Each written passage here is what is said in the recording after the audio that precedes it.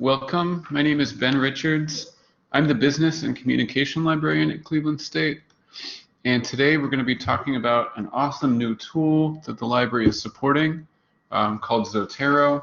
The tool isn't new, but due to our discontinuation of service for RefWorks, we are going to be supporting Zotero and another tool called Mendeley. And these are both citation managers.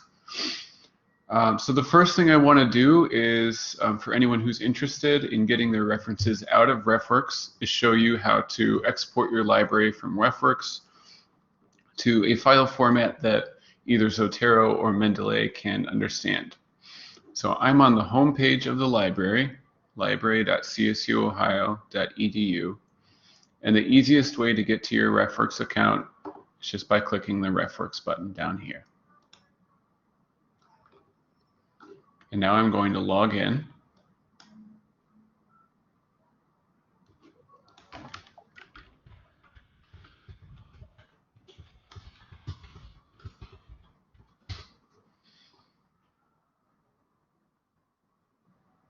Okay, so you can see I don't have a very big library. I mainly use RefWorks just for demonstrations in classes. But whether you have a big library or a small library, it's very easy to export your references out of RefWorks. You can export your references in two ways. If you would prefer to export your entire library with all citations at once, all you need to do is click Export. When you're prompted with these options, you'll select All in List and select an export format. You're going to use the default option, bibliographic software. This will be a format that's readable by Zotero and Mendeley. So you can click Export References now. And depending on what browser you're in or what settings, you might get a note down here that says the export is completed, but nothing comes up. But it does give you the option to click here. So this just looks like a text file, but it's actually a .irs file. And we can save it by right-clicking, clicking Save As. I'm using Google Chrome, but I believe most browsers will follow that convention as well. And I'm just going to save this to my Downloads folder. I'm going to rename it as RefWorks Library. And I am going to save this document as a text document. So it's now downloaded. But I believe many of you will probably have a different situation. RefWorks allows you to keep folders, and you can have many different references in different folders, and the folders can even be nested within each other. And that's really useful for adding some organization into your library. If you export your entire RefWorks library, like we just did, it will not retain that folder structure. So you also have the option of exporting folders individually. And to do that, you just select the folder you'd like to export, right-click on it, mouse over Export, and then again, choose that first file format, bibliographic software. You'll be prompted with the same message. We're just going to click here to open the text document. And I'm going to right-click, Save As. And I can give this library a different name. So I'm going to call it Business. That's the folder name that I had. So this will add a little bit of extra time to the process of exporting your library, but it's not too complicated. Now I do want to say that these exported files do not include attachments that you have in your RefWorks library. So any PDFs that you had attached or other notes that were attached will not transfer over to a new citation manager. And you'll have to download those PDFs or other attachments individually. Okay, so I'm ready to load these into my new Zotero library. And the first thing that you'll want to do is go to zotero.org.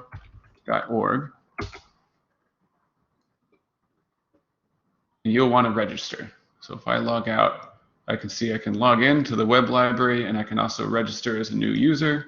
This doesn't take very long. It's just going to ask for some basic information. Because the library is not paying for Zotero, you don't have to use your CSU email if you don't want to. You can use any email address that you'd like, and your Zotero library will follow you to another institution if you leave Cleveland State, either as a student or as a faculty member. So I'll go ahead and log back in.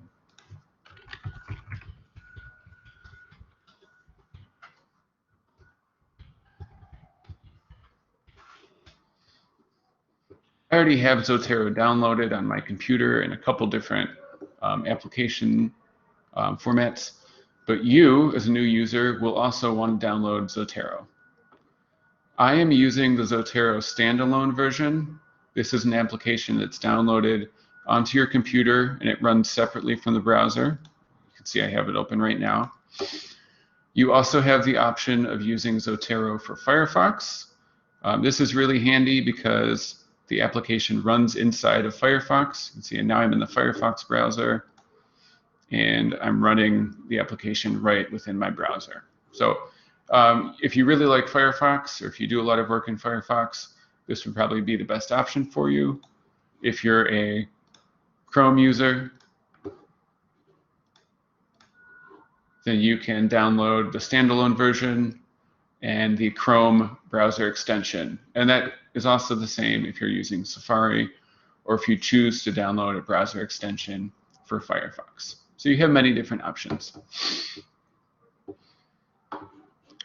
So in my Zotero standalone, I already have some references in here, but I'd like to get those RefWorks references loaded. So what I'm going to do is click Tools. Sorry, I'm going to click File. Then I'm going to go to Import.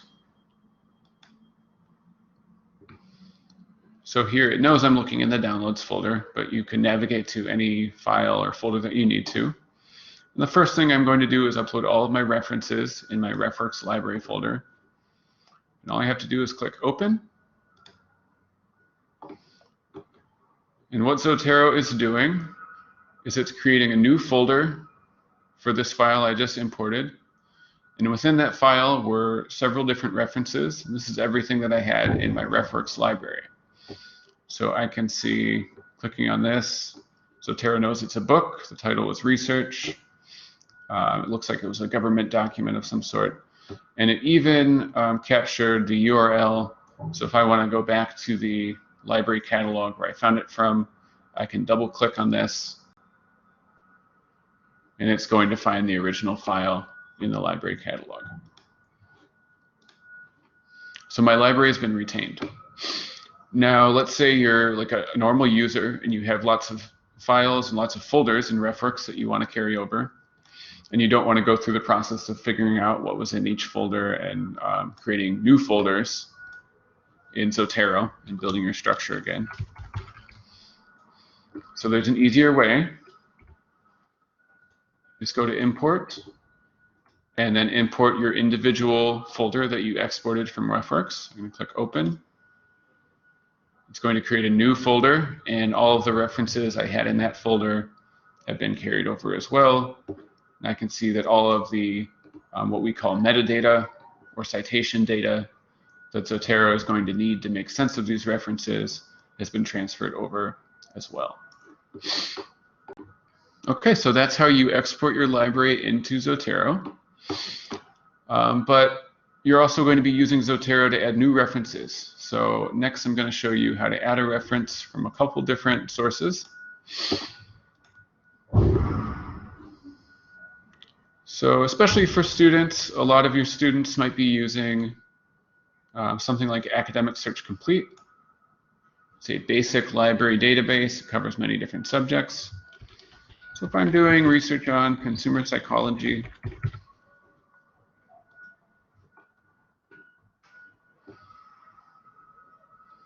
I can see there's some interesting references here, and maybe this one looks interesting to me. Consumers' Comparative Evaluative Judgment of Athlete Endorsers. So in the past, to upload something to RefWorks, you would have had to click Export, and then you would choose the file type that you want and direct export to RefWorks. With Zotero, there is a Zotero connector, and that's basically a Save to Zotero button within Chrome or whatever browser you're using. So you'll see if we switch between views, the Zotero connector is going to change based on what kind of a page I'm on. So right now it looks like a paper. You might know it's an article. If we go back, this is a different option. It recognizes that there's multiple sources, it's a folder, and I can add all of these at once. So if we go into this file again, I do want to save it. And before I save, maybe I want to specify which folder I'm going to save this in. So I'm going to save it to this new folder that was created, business, and then it added the date. So I have this folder highlighted in Zotero. And if I click the Save To button, it's going to say it's saving to business. Here's the title. And I believe EBSCO is working slowly today, but Zotero will pull PDFs from a page if it finds them. If it recognizes that the PDF on a page is the document that that page is for, it will pull the PDFs. It's just working slowly today, and that's very unfortunate. So I can see that it did add the reference, and it's still working on pulling that file out, and we won't sit around to watch that happen, but it will happen. So looking at this, I can see that all of the metadata has been pulled out. It knows it's a journal article. It pulled the title. It pulled multiple authors out. It even includes the abstract, publication data, volume, page, etc.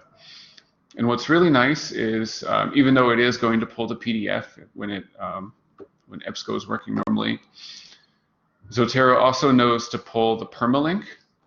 So if there was no PDF, I can double-click this reference, and it's going to open a link to the permalink. And here I can see this is the page that I got the reference from. It has all the information I need, and it has access to the full text right here. So maybe you're not using EBSCO. Maybe you're working in the Library Scholar Catalog. You can do another search.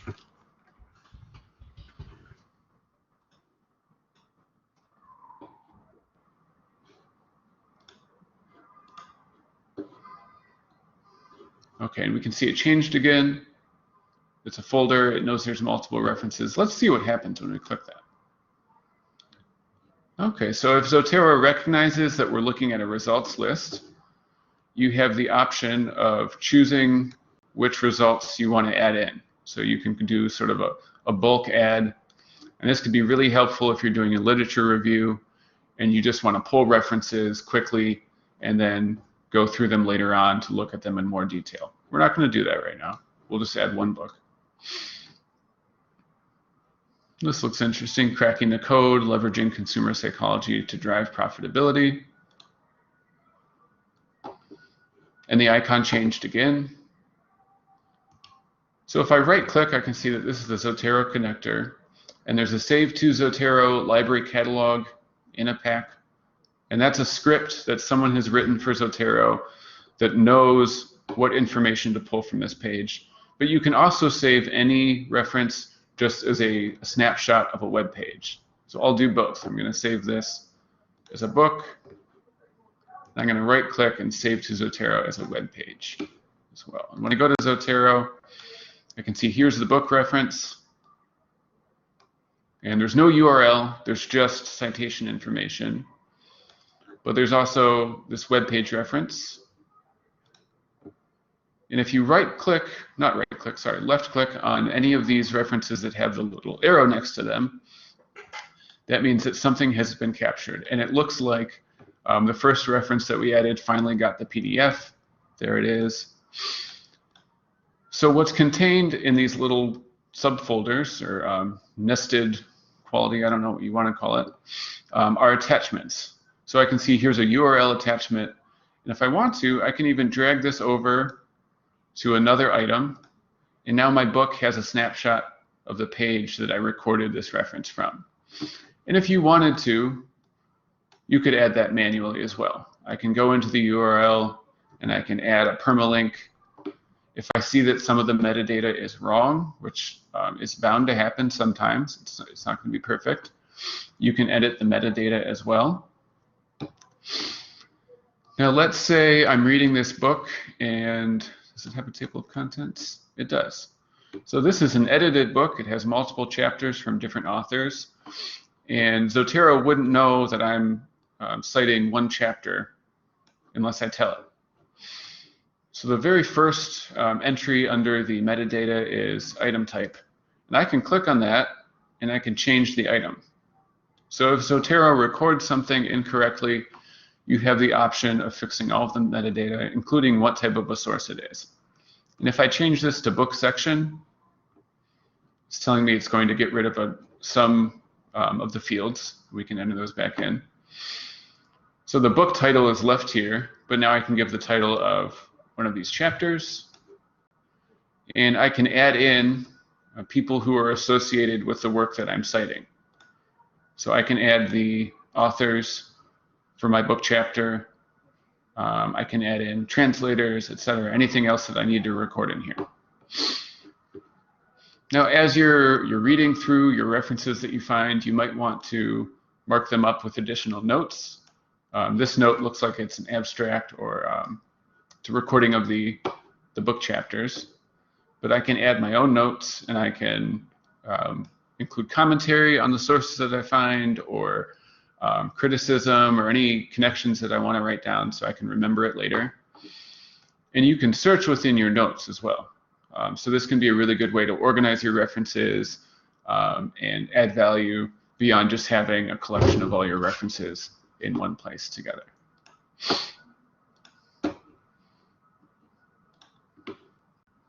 Okay, so the next thing you might want to do, maybe you have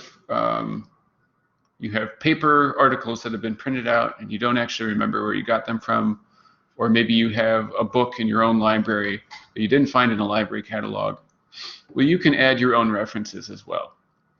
So under here, this is the manually add reference section, and you see it gives you a couple options, and you can also click more.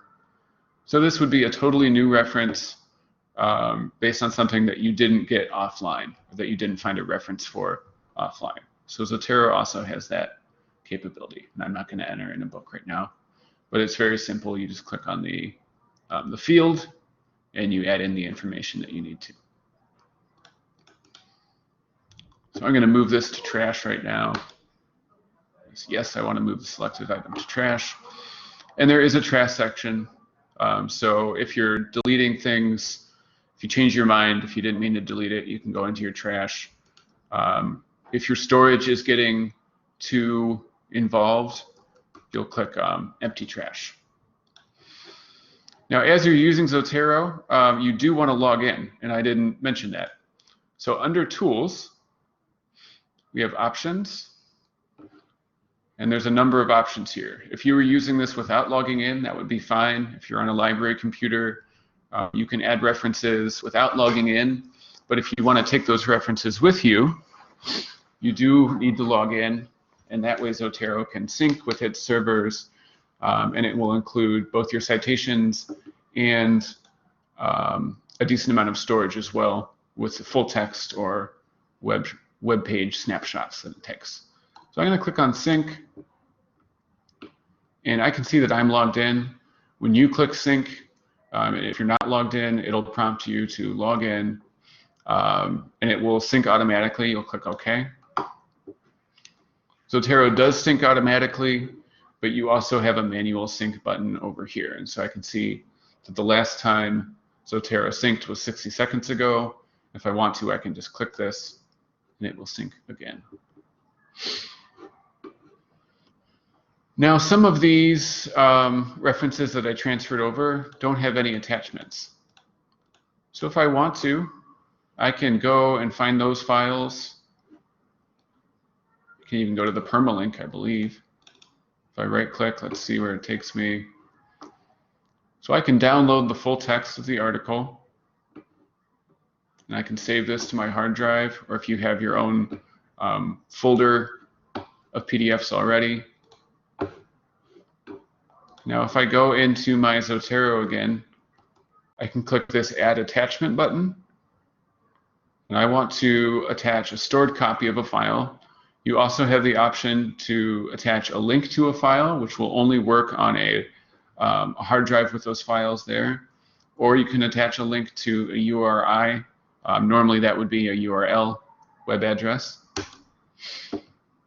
So I can find the file or the link that I want to add, click Open, and now I not only have the metadata, citation data, but I also have full text saved right here, and I can pull that up anywhere that I can access my Zotero library. So the next thing you might want to do is actually make some citations. Zotero has a plugin that is installed when you install Zotero standalone. Pardon me. If you're using the Firefox plugin, it's another way to install the Microsoft Word integration. If you click Download Now, all you would have to do is click Add a plugin for Word or LibreOffice, and it will install that plugin as well. Now in Zotero, if you click Options again, and you click Cite, the word processor plugin should install automatically, but if it doesn't install, you can click Install Microsoft Word Add-in, and it will say installation was successful. So let's boot up Word now.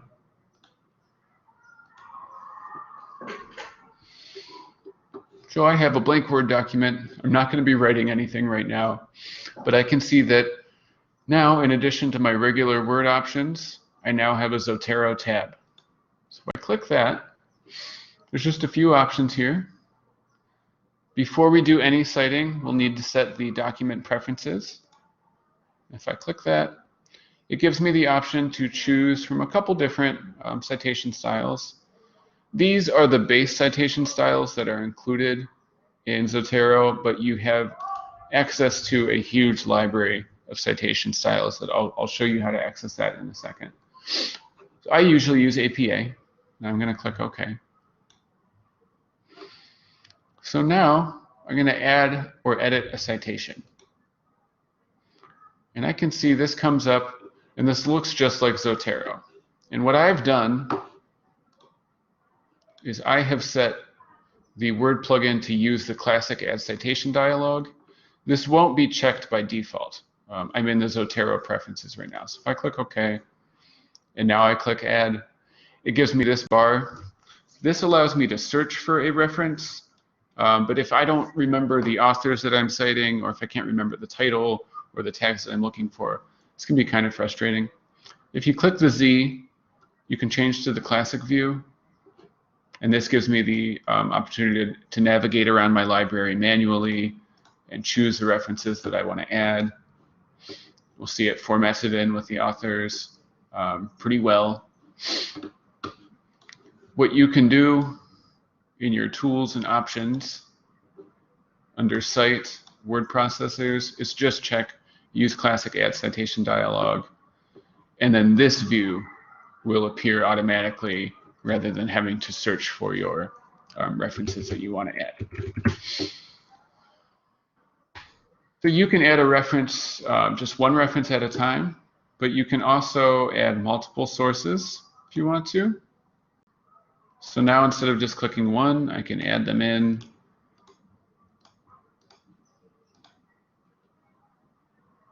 So there, all of my citations were added in. And you can even add a citation and indicate the page number or book number or various different moderations to the citation that you might need to make. And you can even suppress the author. So if you're writing, let's choose this one. Maybe I indicate that I'm citing Aloya and Solomon. If I want to suppress the author, it's just going to take the year, but it is actually linking to that citation. So at the end of a document, I know this doesn't look like much, you have the option to insert a bibliography. So let's do that now. And all it does is finds all the citations that I've made and lays them out in APA style, or whatever style you're using. So you will notice this is an APA style citation. The titles are not in sentence case, which they need to be. So I can edit this manually if I want to.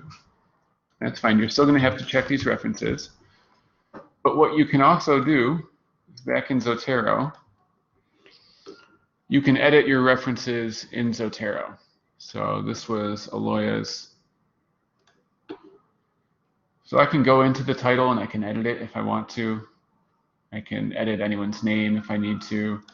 You can also right-click on title, and then under transform text, I can convert this into sentence case automatically, and that will save you a lot of time. So if you know you're going to be using a citation style which requires you to use sentence case, you can do that right when you add a reference into Zotero, and when you're working in your documents, you won't have to be manually editing as much. Now you can see this did not update automatically. The Word document has a refresh button. And if I click refresh, it's going to talk to Zotero standalone. Or if you're using Firefox, it will talk to the Firefox plugin. And I want to click refresh. And I can see that reference changed. I didn't go in and change the other ones. But this is now in sentence case. And I think that was the only issue with the citation, if I'm looking at this and reading it correctly. So it will make citations fairly accurately. Okay. So I did mention that you have access to a lot of other citation styles. If I click options and I'm under cite and I'm under styles, these are the styles that are installed with Zotero automatically. And I've added MLA8. This is not included currently when you download Zotero. So I want to get additional styles. And here, this is Zotero's style repository. Don't know the total number, but you can see it's a huge amount of citation styles and journal styles. And this is a basic CSL format. There's 8,559. So you can also add, if you don't see something listed in your style repository, you can find a CSL file, which would probably be provided by the publisher if they had their own, and you can upload your own CSL styles as well that you either find on the internet or that you're provided.